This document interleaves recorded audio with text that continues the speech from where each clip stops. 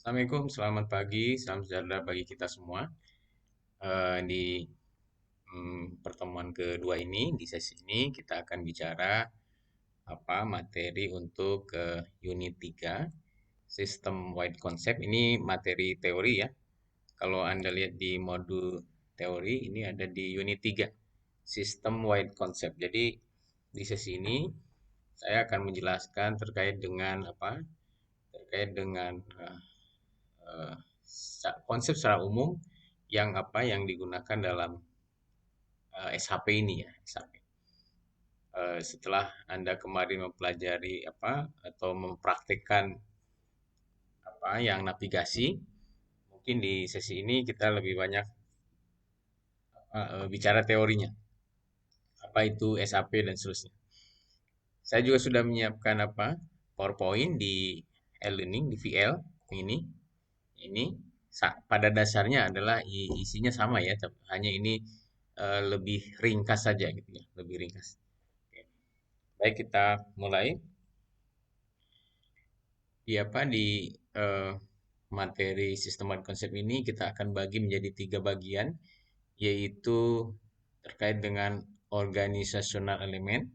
Jadi elemen organisasi atau bahasa sederhananya struktur organisasi, lalu kaitannya dengan master data, data master gitu ya. Eh, dan yang ketiga adalah transaksi, transaction gitu ya. Organisasi elemen ini adalah biasanya SAP ini kan adalah software yang ERP yang besar yang mencakup seluruh kebutuhan perusahaan dari A sampai Z. Nah, sehingga kadang-kadang satu perusahaan dengan perusahaan yang lain juga kan struktur atau hierarkinya juga berbeda. Maka pada saat sebuah perusahaan akan menggunakan software ERP besar seperti SAP ini, langkah pertama adalah harus memapping gitu ya, memetakan hierarki perusahaan ke dalam sistem SAP karena sistem SAP kan sudah established, sudah dibangun, sudah dibuat strukturnya dan seterusnya. Sehingga kalau mau menggunakan software SAP ini, maka perusahaan pun harus menyesuaikan gitu ya, menyesuaikan dengan hierarki di SAP gitu. Jadi ini memapping gitu ya, supaya apa strukturnya menyerupai yang ada di SAP.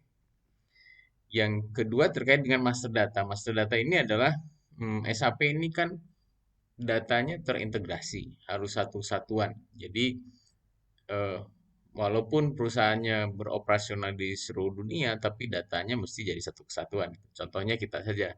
Ini Anda mengakses SAP ini dari mana-mana, tetapi datanya jadi satu kesatuan gitu ya di servernya di Jakarta gitu ya. Itu data itu harus terintegrasi untuk seluruh kebutuhan SAP. Mulai barang, SDM, keuangan dan seterusnya itu terintegrasi gitu ya.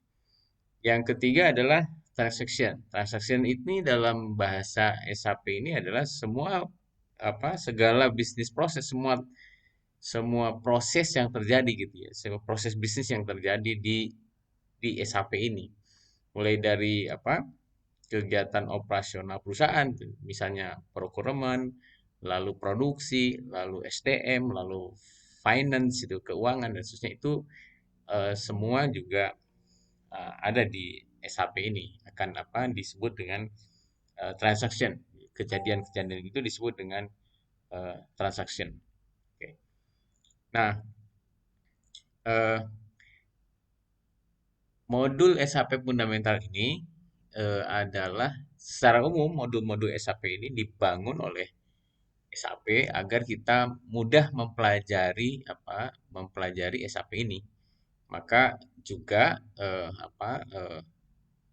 SAP ini juga membuat perusahaan virtual gitu ya, yang untuk contoh kita bekerja dengan SAP.